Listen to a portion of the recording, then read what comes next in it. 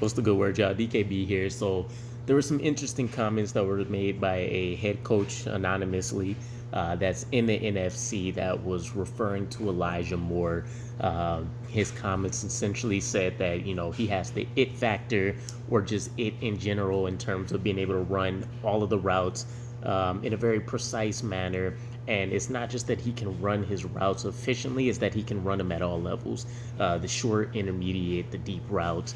And then he has the versatility coming out of college. Everybody thought, especially since that's where a lot of his playing time was, he was going to be purely a slot receiver. The Jets flipped the script on us, and we've seen him play a much more extended amount of snaps on the outside. And this ended up being a huge plus for us because not only does he still have that inside versatility where he could potentially even be more dangerous, we have more chess pieces around him to allow him to become that much more effective. But we also know that we have a guy that's still a stud, that's a boundary receiver as well. So in terms of this receiver or this number one guy, which Corey Davis is kind of getting that label now, Elijah Moore is realistically our weapon X for the season. And I was trying to go back to thinking for how long I've been a Jets fan and kind of remembering any other teams really talking about weapons that we had that they really had to be concerned about or that they could be see being a top presence in the league.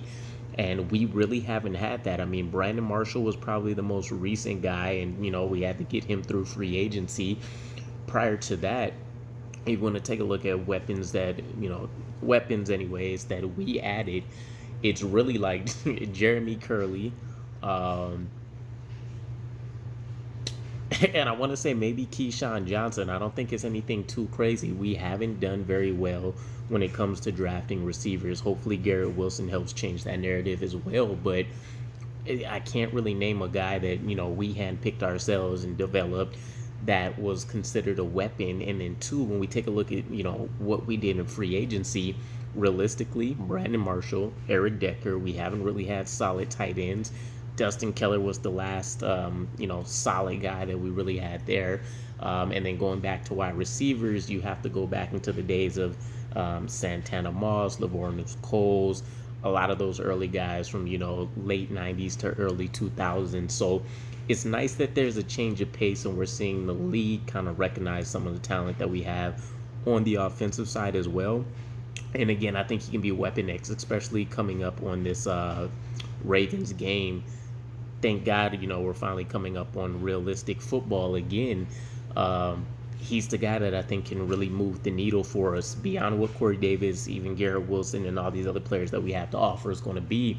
We still got to move the ball through the air, and I think Elijah Moore is going to get more than his lion's share of targets this season. So either way, I just want to put that out there. I think it was interesting that we had some actual recognition from a head coach, of course, as well, that would generally be game planning for us, kind of give these comments. But let me know what you guys think. Who's going to be the key presence on the offensive side of the ball, specifically for the wide receiver position? I think we all understand how important the quarterback is, and then, of course, that our offense is looking to be funneled through the running game.